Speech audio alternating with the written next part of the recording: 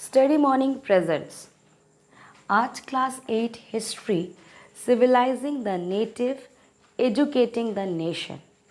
इस टॉपिक को हम समझेंगे। ठीक है, टॉपिक बहुत ही अच्छा है।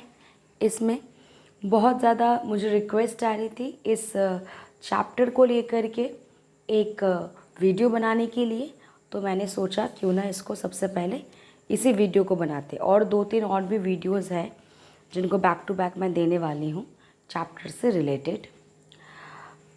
इस चैप्टर के बाद आपको मैं एक और वीडियो दूंगी जिसमें कि हम कुछ मल्टीपल चॉइस या फिर मतलब एक वर्कशीट टाइप का हम एक शेयर करेंगे।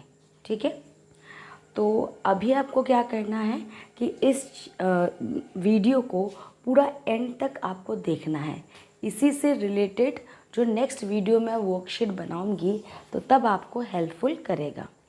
ठीक है, so let's start. British rule affected rajas, Nawab, peasants, tribal. हमने देखा था इसके पिछले वाले चैप्टर्स में भी हमने देखा कि ब्रिटिश का जो रूल है वो राजाओं को, नवाब, पीजेंट्स, ट्राइबल सभी को जो है कहीं ना कहीं इफ़ेक्ट कर रहा है। अब हम बात करेंगे कि हमारे एजुकेशन सिस्टम में भी ब्रिटिश रूल ने किस तरीके से इफ़ेक्ट किया। तो यहाँ पे सबसे पहले जो स्टोरी शुरू होगी वो होगी ओरिएंटलिस्ट से। ठीक है, तो यहाँ पे ओरिएंटलिस्ट कौन थे, जो कि हमारे जो एंशियंट टाइम के जो एजुकेशन है उसको रिवाइव फिर से लाने के पक्ष में जो ग्रुप थे।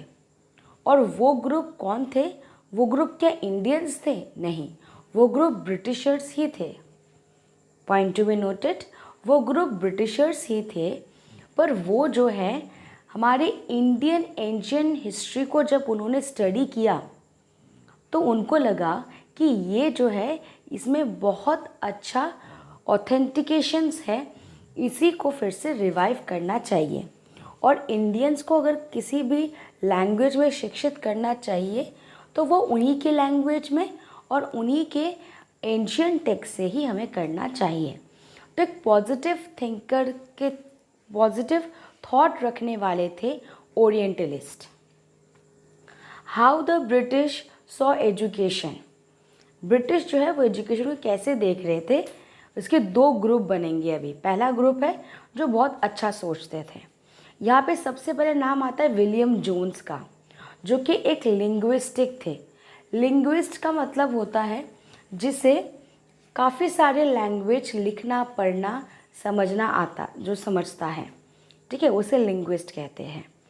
तो ये जो ओरिएंटलिस्ट का जो ट्रैवल है, ये सफ़र है, ये विलियम जॉन से स्टार्ट हुआ 1783 में, जिनको कि एक जूनियर जज के लिए सुप्रीम कोर्ट में अपॉइंट किया गया था। जब वो यहाँ पे आए, क्योंकि वो एक ओरिएंटलिस्ट थे, तो उनको अलग अलग लैंग्वेज पढ़ना, लिखना ऑब्वियस उनका हॉबी रहा होगा, तभी तो वो एक ओरिएंटलिस्ट है।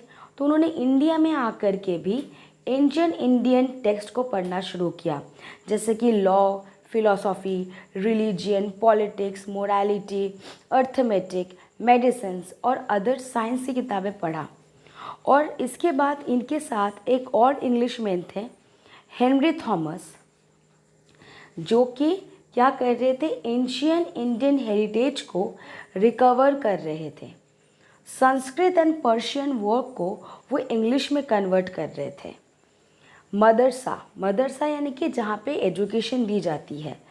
काफ़ी सारे ऐसे मदरसा खोले गए कैलकाटा में 1781 में, ताकि कि प्रमोट कर सके वो अरबिक और पर्शियन इस्लामिक लॉ। 1791 में हिंदू कॉलेज स्टैब्लिश्ड हुआ बनारस में to encourage the study of ancient Sanskrit text. ठीक है, यहाँ तक आपको समझ में आया कि अब हाथ धोकर के ब्रिटिशर्स एजुकेशन के बारे में सोचने लगे हैं कि अगर इंडियंस को हमें एजुकेट करना है तो वो कौन सी लैंग्वेज में करेंगे हम, और किस तरीके से उनको कौन से तरीके से वे क्या है उनको एजुकेट करने का। तो एक ग्रुप जो ब्रिटिशर्स के ही ग्रुप थे, पर वो इंडिया के एंशियंट पास्ट को रेस्पेक्ट कर रहे थे और वो क्या चाह रहे थे कि इंडियंस को अगर शिक्षित करना ही है, सिविलाइज्ड करना ही है, तो फिर उन्हीं के खुद के लैंग्वेज से करना चाहिए। I hope this point is clear. और दूसरा एक ग्रुप था जो कि ये कह रहा था कि बिल्कुल भी नहीं, ओरिएंटलिस्ट को यहीं पर ही अपना जो प्लानिंग है उसको बंद करना चाहिए, क्योंकि एंशियंट टेक्स्ट इंडिया का बहुत ही ज़्यादा एरर यानी कि गलत चीज़ों से भरा हुआ है। इनमें से पहला नाम आता है जेम्स मिल। ठीक है, जेम्स मिल ने ही 19th सेंचुरी में ब्रिटिशर्स के ऊपर जो है अटैक किया, ये कह करके कि जो एंशियंट टेक्स्ट है वो माइथोलॉजी पे बेस्ड है, वो फिक्शनल है और वो गलत चीज़ें जो है वो प्रेजेंट कर रहा है। अगर किसी को शिक्षित करना है, सिविलाइज्ड करना है, तो उसको इंग्लिश लैंग्वेज में करना चाहिए, ना कि इन सब गलत चीज़ों में।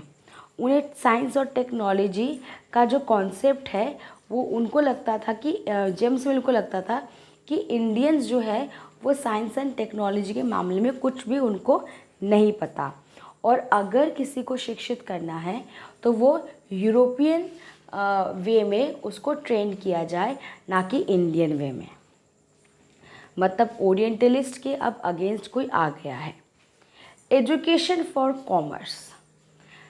अब देखिए यहाँ पे क्या हुआ, एक 1854 में वुड डिस्पैच नाम का एक एजुकेशनल डिस्पैच आया, जिसमें कि एजुकेशन की पॉलिसी से रिलेटेड कुछ नियम और कानून बनाए गए।